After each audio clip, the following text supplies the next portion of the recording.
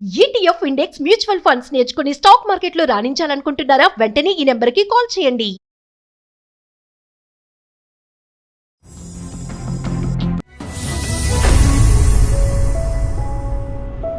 అందమైన జీవితానికి స్వాగతం. నమస్తే కళ్యాణ్ గారు. వైఫ్ అండ్ హస్బెండ్ మధ్య ఇష్యూ అండి. ఇది ఒక డిఫరెంట్ ఇష్యూ అనిపించింది కళ్యాణ్ గారు. ఏంటంటే అతను పూర్తిగా అతని ఆధీనంలో ఉన్నటువంటి ఆర్థిక లావాదేవీలన్నీ కూడా ఈ అమ్మాయి తీసేసుకుంది. అతను ఏదో చెడు పనులు చేస్తున్నాడు ఏదో ఇష్యూ వల్ల. సో ఆ ఇష్యూతో సతమతం అయిపోతుంది. సహజంగా జరిగే విషయమే. బట్ తను ఒక సొల్యూషన్ కోసం వెయిట్ చేస్తోంది. మరి కాల్ చేసేద్దామండి. తప్పకుండా. హలో, మేఘన అండి. అవును మేడం, మీరెవరు మేడం? నేను జయానండి, అందమైన జీవితం ప్రోగ్రామ్ నుంచి కాల్ చేస్తున్నాను. నమస్తే మేడం. నమస్తే మేడం. నాతో పాటు కళ్యాణ్ గారు ఉన్నారండి, డాక్టర్ కళ్యాణ్ చక్రవర్తి గారు. సార్ నమస్తే సార్. నమస్తే. ఏంటమ్మా సమస్య? ఎవరి గురించి? మీ గురించా? ఏమైంది? మా వారికి ఏంటంటే కొన్ని బ్యాడ్ హ్యాబిట్స్ ఉన్నాయండి సార్. తాగటం, ఫ్రెండ్స్ కి వచ్చిన జీతం అంతా వాళ్ళ ఖర్చు చేయడం, అసలు ఇంటికి రూపాయి తీసుకురాడు సార్.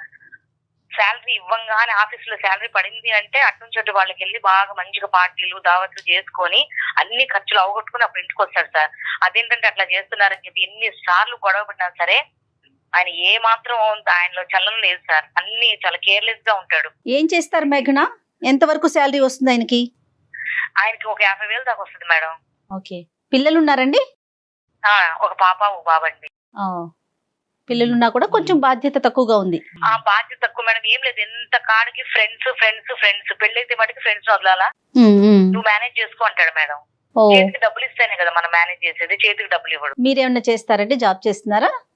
లేదు మేడం, నేను ఇంట్లోని హౌస్ వైఫ్ నే మేడం. Right right. ఓకే. ప్రధానంగా సమస్య ఏంటమ్మా? తాగటమా? కాదు సార్, ఆ డబ్బులన్నీ అలా ఆయన పాడు చేస్తున్నారని చెప్పి చాలా సార్లు గొడవలు జరిగినాయి సార్. ఇంకా నేను పెద్దవాళ్ళలో పెట్టి అదే జీతం అంతా నా చేతికి ఇస్తేనే నేను కాపురానికి వస్తానని చెప్పాను సార్. సరే అని చెప్పి బాగా గొడవలు అయినప్పటికీ నేను మొన్న 3 నెలలు వెళ్ళి పుట్టింట్లోనే ఉన్నాను సార్. అయ్యో. సరే నువ్వు చెప్పినట్టే వింటాను అని కొంచెం ఆయన జీతం తేవటం నాకు ఇవ్వటం కొంచెం అట్లా కొంచెం దారిలో పడుతున్నాను సార్. జీతం డబ్బులు తీసుకొని కొంచెం నేనేం చేశానంటే, ఇప్పుడు ఆయన ఎట్లా దుబారా చేస్తున్నాడు, నేను 1 రూపాయి చేస్తే పిల్ల ఆడపిల్ల ఉంది కదా మేడం, దానికి పెళ్లి చేయాలన్నా దాని భవిష్యత్తు బాగుండాలన్నా ఈ రోజుల్లో కట్నాలు లేకుండా ఏం జరగదు. అవునవును. ఇవన్నీ చెయ్యాలంటే మరి ఇలా తాగి తందనాలాడి ఎవరికో దోస్తులకు పెడితే నా పిల్లలకి ఎవరు మేడం రేపు? కట్నం దాకా తర్వాత అండి, ముందు చదువులు ఉన్నాయి కదా. చదువులు ఉన్నాయి కదా మేడం. ఆడపిల్ల ఇప్పుడు నా జీవితం చదువు లేదు కాబట్టి కదా ఆయన నా చేతికి ఏమి ఇవ్వకుండా ఆయన ఇష్టం వచ్చినట్టు తిరుగుతున్నాడు. అదేలే. ఓకే. అందుకని నేను అలా పెద్దల్లో పెట్టి ఆటో వాళ్ళని ఇటోళ్ళని పిలిపించి మాట్లాడి చేసి ఇక ఆయన కాపురాన్ని తీసుకొచ్చి నాకు జీతం నా చేతికి ఇస్తున్నాడు మేడం. ఆయనకి ఏదైనా అవసరం అయితే నన్నే అడుగుతున్నాడు. ఈ వారం నేను దావత్కి వెళ్ళాలి, 4,000 ఇవ్వు అంటాడు. నేను 4,000 ఎందుకు ఇవ్వాలండి? 4,000 ఎవరికో తీసుకెళ్లి మీరు పెట్టడం ఏంది? ఈసారికి 2,000 తీసుకోండి. అలా కంట్రోల్ చేస్తూ సార్ ఖర్చులు చాలా వరకు తగ్గించాను సార్. ఇప్పుడు కొంచెం నా దారిలో పడి ఆయన నాకు ఇచ్చేస్తున్నాడు. ఇంతలో సార్ నేనేం చేశానంటే, ఎట్లా ఇప్పుడు ఆయన దగ్గర తీసుకుంటున్నాను కదా అని ఆ పైసలన్నీ నేనేం చేశాను సార్, కొంచెంగా కూడబెట్టుకుంటా ఒక 2 లక్షల దాకా పోగు చేసుకున్నాను సార్. పోగు చేసుకుంటే ఇక ఉంటారు కదా సార్ మాకు తెలిసిన వాళ్ళు, అమ్మలక్కలు అందరూ కూర్చుంటాం కదా ఇట్లా అని చెప్పుకున్నప్పుడు, ఇక్కడ మన గల్లీలోనే వాళ్ళు చీటీ చేస్తున్నారే, నువ్వు కూడా దాచిపెట్టి అందరికి సర్ప్రైజ్ చెయ్యి, నువ్వు కూడా రేపు మంచి అమౌంట్ వస్తుంది అంటే సరేలే ఆశపడ్డాను సార్. ఆశపడి నేను కూడా చిట్టి కట్టాను, 5 లక్షల చిట్టి. ఓకే. ఇంకేం లేదు, వచ్చే నెల మనం పాడుకుంటే మనకు 5 లక్షల చేతులకు వచ్చేస్తాయి మేడం. అయితే ఇందులో ఆమె ఐపీ పెట్టి వెళ్ళిపోయిందంట రాత్రి. అయ్యో. ఏం చెప్పంటారు మేడం? అయ్యో. మా వారికి తెలీదు. ఇంతలో ఈయన ఏం చేశాడు, రాత్రి వచ్చి ఏమే ఇప్పుడు నువ్వు నా దగ్గర డబ్బులు తీసుకుని దాచి పెడుతున్నావా, మీ పుట్టింటోళ్ళకి పెడుతున్నావా, నువ్వు అసలు ఏం చేస్తున్నావు నాకు తెలియట్లేదు అంటే, లేదండి దాచి పెట్టాను, మీకు వచ్చే నెల మీకు ఒక సర్ప్రైజ్ ఇస్తానండి అని చెప్పాను. నేను చెప్పేశారు. తీరా చూసి నేను చెప్పాను సర్ప్రైజ్ ఇస్తానండి అంటే, అవునా అన్నాడండి. ఇప్పుడు ఆయన అంటున్నాడు, నేను ఒక స్థలం చూశాను చాలా తక్కువ వచ్చింది, నువ్వు ఆ పైసలు ఇస్తే నేను తీసుకెళ్లి దానికి భయానా కడతానని కూర్చున్నాడు.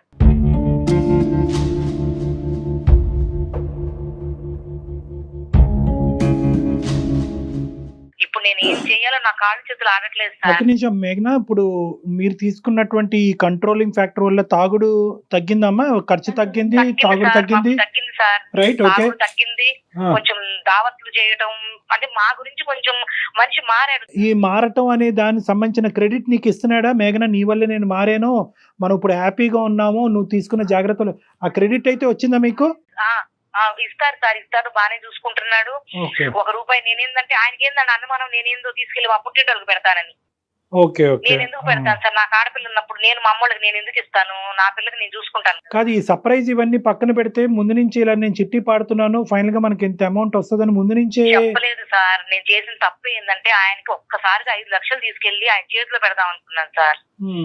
ఓకే, నా కర్మ సార్, నా కర్మ, ఏం చేద్దాము? అంటే మీరేమనుకున్నారంటే కనుక మీరు మారటానికి ఇది గిఫ్ట్ అన్నట్టుగా అనుకున్నారు. అంతే సార్. కానీ మేఘన చదువుకున్నారు కదా మీరు, ప్రైవేట్ వాళ్ళ వ్యక్తుల దగ్గర చిట్టీలు వేయకూడదని ఎంత ఎంత ఎలాంటి ప్రచారం జరుగుతా ఉంది మేఘన? బాగా తెలియదు, లేచిన దగ్గర నుంచి తెల్లారి ముఖం చూసుకుంటాం మేము, వదినా వదినా అనుకుంటా. మేఘన, ఇప్పుడు సమస్య ఏంటమ్మా అంటే నీ నోటి ద్వారా ఇది చెప్పలేవా? నేను నాకు మీరు చేసేది ఇదేంది సార్? నాకు నిన్న పిచ్చి పిచ్చి ఆలోచనలు వచ్చింది సార్, చచ్చిపోదాం అనుకున్నాను. అయ్యయ్యో, లేదు సార్, ఎందుకంటే ఇప్పుడు ఆయన అంతమంది ముందు ఆయన్ని గొడవ పెట్టి 10 మందిలో నేను ఇట్లా చేస్తున్నానని చెప్పి ఆయన దగ్గర పెత్తనమంతా నేను తీసుకొని నేనేదో ఉద్ధరిద్దామని నేను చేస్తే, నేను చేసిన ఆలోచన మంచిదే కానీ నా టైం బాగలేదు సార్.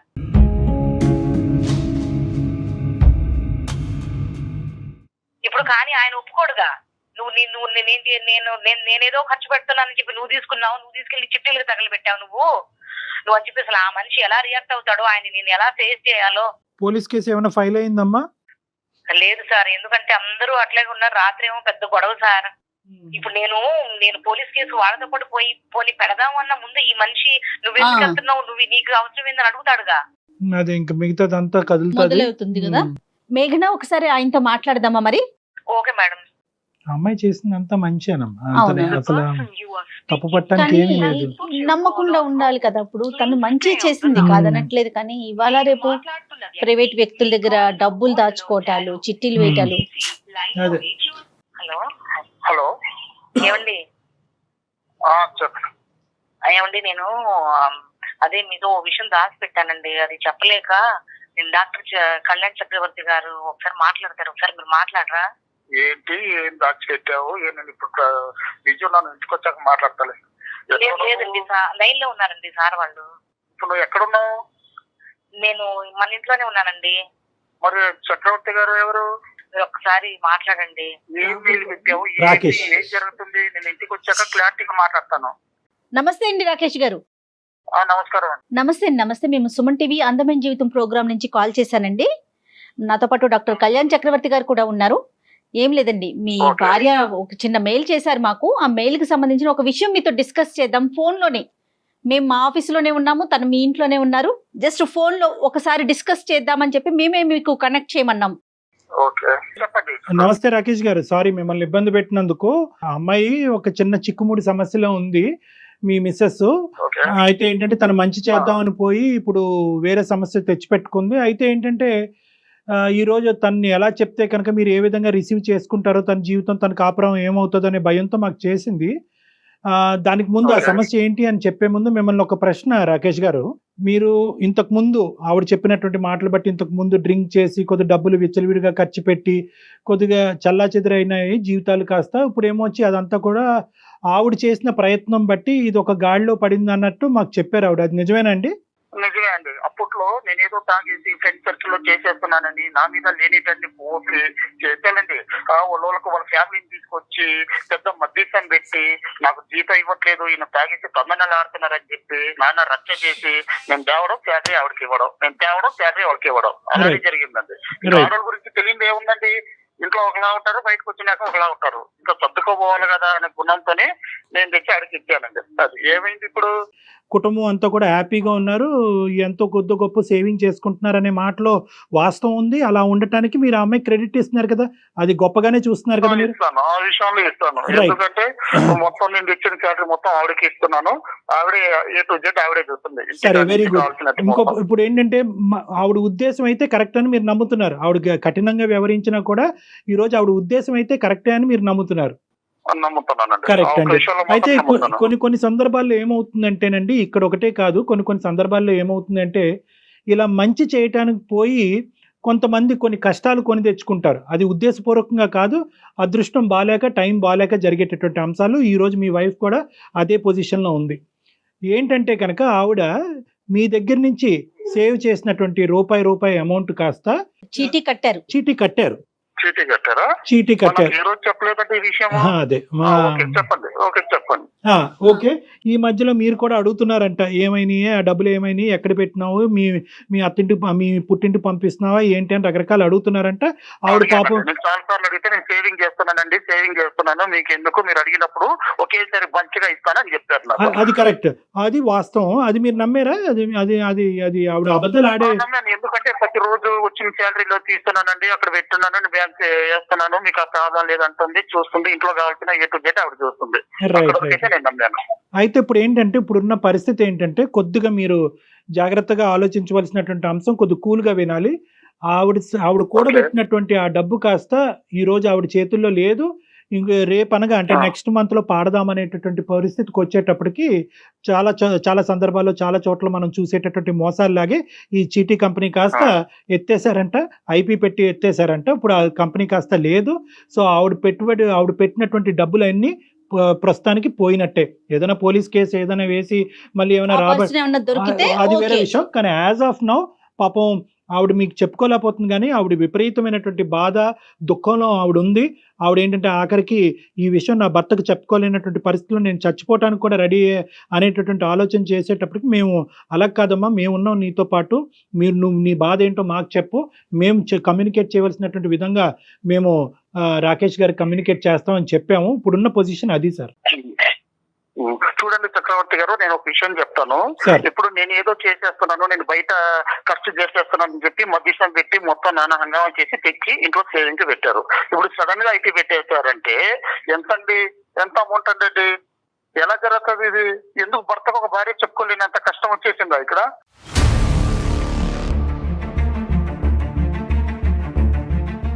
అంటే కాదు సార్, ఆవిడ ఉద్దేశం ఏంటంటే, కొద్దిగా మీకు ఈ రోజు నిజంగా ఆవిడ అనుకున్నటువంటిది జరుగుంటే కనుక మీరు చాలా సర్ప్రైజింగ్ గా ఉండేవారు, మీరు ఇంకా అద్భుతంగా ఫీల్ అయ్యి ఉండేవారు, మీ బాండేజ్ కాస్త ఇంకో లెవెల్కి వెళ్ళి ఉండేది. నేను నా భర్తని, నా కుటుంబాన్ని మార్చుకోవటమే కాదు, దానికి అడిషనల్ గా ఈ గిఫ్ట్ కూడా ఇచ్చి మనీ యొక్క వాల్యూ తెలియపరచడానికి ఆవిడ చేసినటువంటి ఒక ప్రయత్నం కాస్త బెడిసికొట్టింది. అది కూడా ఆవిడ చేసినటువంటి తప్పు కాదు. ఆవిడ నమ్మినటువంటి మనుషులు, ఆవిడ వెళ్ళినటువంటి ప్రదేశం కరెక్ట్ కాకపోవటం వల్ల ఈ దురదృష్టకరమైన పరిస్థితి. ఆవిడ ఉద్దేశంలో ఎటువంటి డౌట్ లేదండి.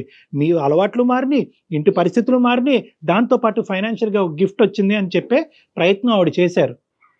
రాకేష్ గారు ఫోన్ ఇస్తారండి, ఉన్నారు అక్కడ? ఆవిడ లైన్ లోనే ఉన్నారండి. ఏం జరుగుతుందిరా? ఏం జరుగుతుంది అసలు? ఏమవుతుంది? ఏంటి ఇవన్నీ?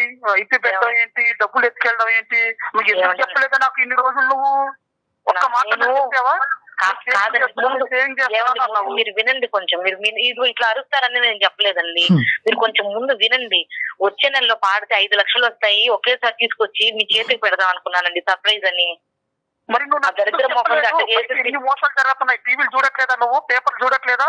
ఏమండి మన ఇంటి ఎదురు వదిలినారండి, వదిన గారు చెప్పావా? బయట అదేదో బ్యాంకులో వేయవచ్చు కదా, హ్యాపీగా వినేవాళ్ళం కదా. బ్యాంకులో వేస్తే నేను ఆ రోజు నుంచి నువ్వు మధ్య పెట్టినప్పటి నుంచి నేను ఏమైనా నేను అడిగానా ఏం చేస్తావు ఏంటి అని? లేదండి. మరి బయట ఇలాంటి మోసాలు జరుగుతున్నా నేను చీటీ కట్టాల్సిన అవసరం ఏమొచ్చింది? లేదండి, 4 లక్షలు కడితే ఇంకో 1 లక్ష కలిసి వచ్చింది కదా, లేని కట్టానులేండి.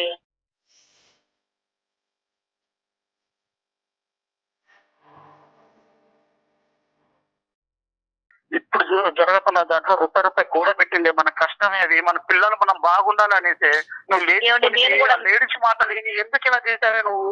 1-2 లక్షలే? 5 లక్షలండి, పిల్లల పేరు మీద వేద్దాం అనుకున్నానండి.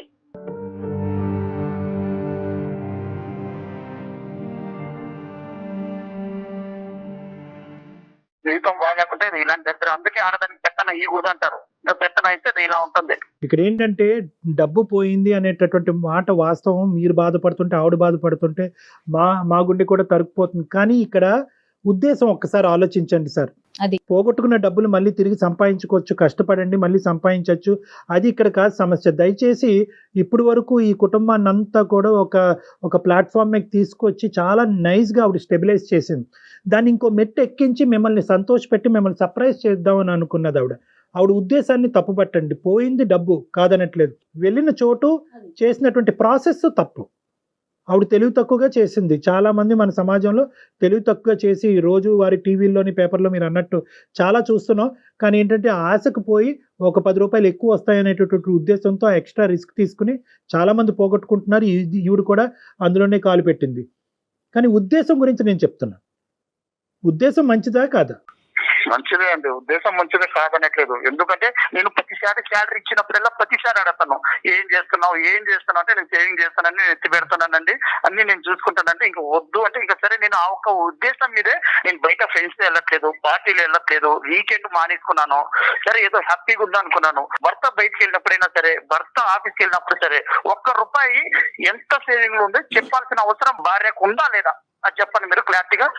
ఒకటి సార్, ఇక్కడ ఏంటంటే మీరు ఎలా ఖర్చు పెడుతున్నారు అనే లెక్క ఆవిడకి తెలియాలి అనేటటువంటి రూల్ ఉన్నప్పుడు ఆవిడ ఎలా ఖర్చు పెడుతుంది అనేటటువంటి లెక్క కూడా మీకు కూడా తెలియాలి. ఇక్కడ అది అందులో that is very clear sir, అందులో ఎటువంటి డౌట్ లేదు. కానీ ఇక్కడ ఏంటంటే ఆవిడ ఉద్దేశం ఏంటంటే ఇది ఒక్కొక్క రూపాయి కూడబెట్టి ఒకేసారి సర్ప్రైజ్ ఇద్దాం అనేటటువంటి ఆలోచనతో ఆవిడ చేసినటువంటి స్టెప్పే. కానీ మీ దగ్గర ఉద్దేశపూర్వకంగా ఆవిడ ఖర్చులకు, ఆవిడ సంతోషాలకు ఆవిడేమి పర్సనల్గా ఏం వాడుకోలేదు ఇక్కడ.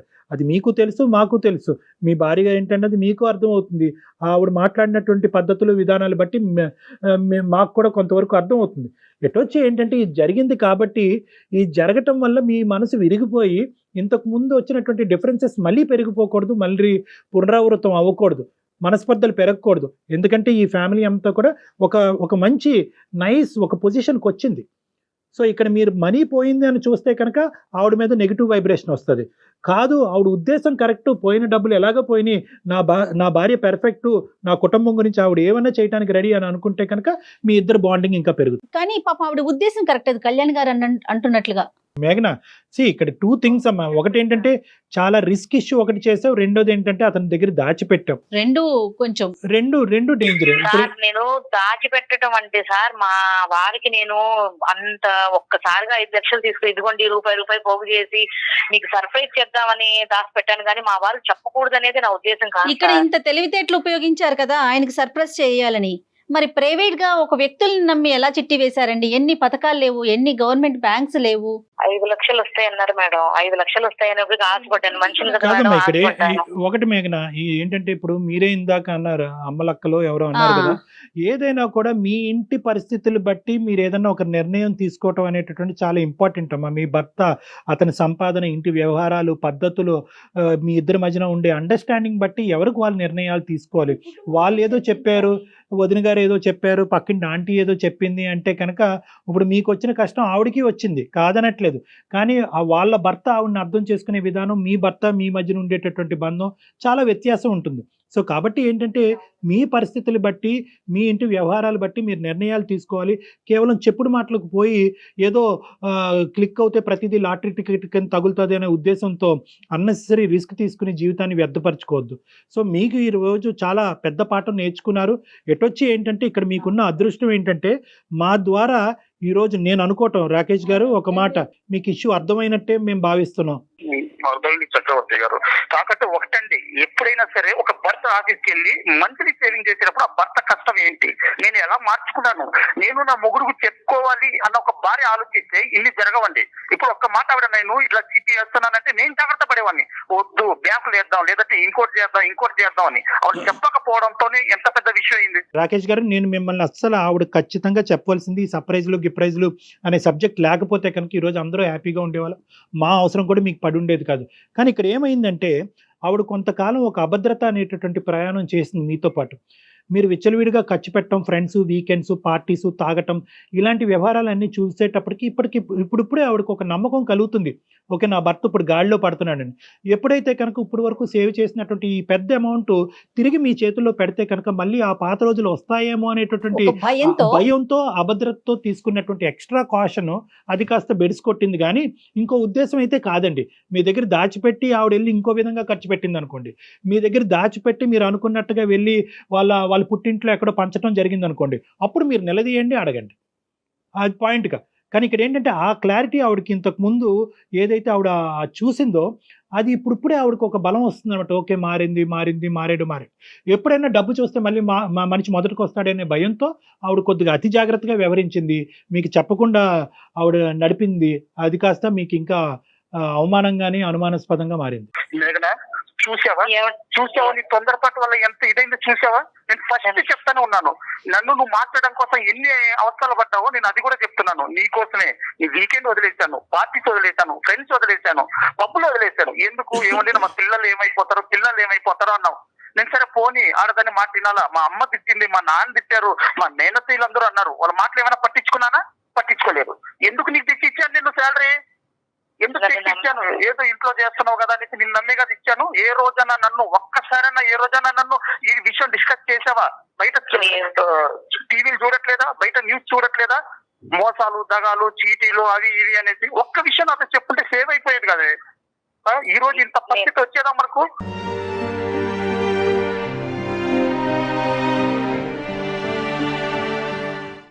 నన్ను క్షమించండి, మీకు చెప్పకుండా నేను దాచిపెట్టడం తప్పే. కాకపోతే నేను ఏదో 4 లక్షలు కడితే ఇంకో 1,00,000 రూపాయలు వస్తాయి, మీకు సర్ప్రైజ్ చేద్దాం అనుకున్నానండి. ఇది ఇంత దూరం వెళ్ళిద్దే నేను ఆలోచన చేయలేదు.